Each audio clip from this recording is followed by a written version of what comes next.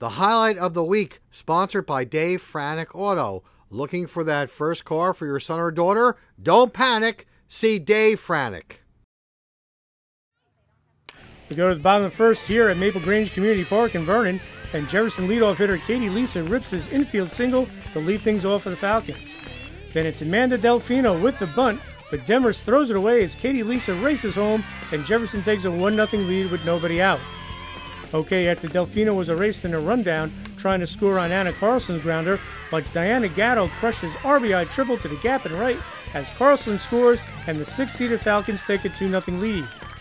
Top of the second, and Demarest loads the bases, but Jefferson pitcher Mel Yurkevich gets the strikeout for the second out of the inning. And then watch Jefferson shortstop Katie Lisa gobble up the grounder and get the force out at third to Caitlin Dockery, and the Falcons get out of the jam. All right, we move to the top of the fifth and watch Jefferson's catcher Diana Gatto end the inning as she guns down the Demarest runner trying to steal second, and Jefferson still holds the 2-0 lead in this North 1 Group 3 quarterfinal. All right, bottom of the fifth we go, and with one out, Jefferson loads the bases on this infield hit by Caitlin Dockery, and the Falcons are set up. And first baseman Kayla Weber comes through with his 2-run single to left as Claudia Tietz and courtesy runner Jackie Benavides cross the plate, and Jefferson has a 4-0 lead. Top of the sixth we go, and Jefferson plays some good defense here. Watch Katie Lisa snag the liner for the second out of the inning. And after a bunt single, Jefferson ends the inning here as Caitlin Dockery gets the runner at first with the good throw from third, and it remains 4-0 Jefferson. Okay, bottom of the sixth, and Katie Lisa, who reached on a walk, watch her slide in safely after this Amanda Delfino RBI ground out, and Jefferson has a 5-0 lead over the Norse women. Then it's Claudia Tietz with this bomb to deep left, which probably would have been a homer anywhere else, but it's a ground rule double here at Maple Grange Community Park, and Tietz is in scoring position.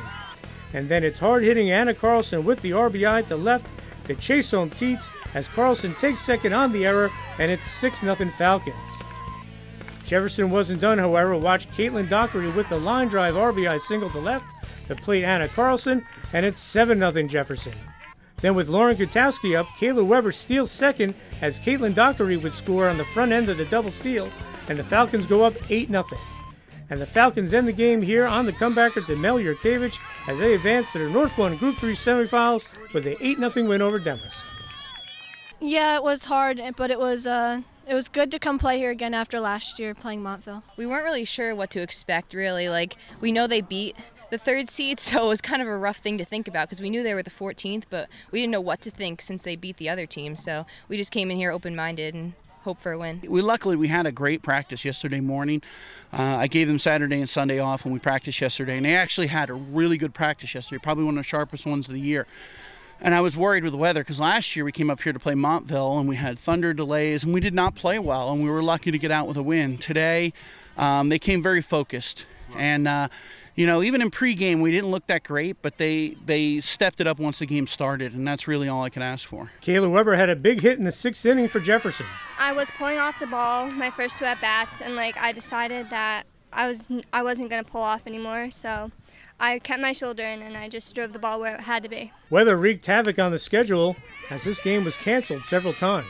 It doesn't really make a difference, I don't think, because every day, once we have a game, I'm always prepared, and the team's always prepared mentally. And if we have a practice, we're just we're going to practice, and the day of the game, we're always ready. It's difficult because we really use practice as a way to warm up for games, and we use games as a way to warm up for games, and it's hard when you're off a lot. So having a lot of practices took us out of the mode for playing, but we got back in it. John DiColo is the best weatherman ever. He said there's going to be a window we're going to be able to play in today. And I'm driving here going, you're crazy. It's pouring.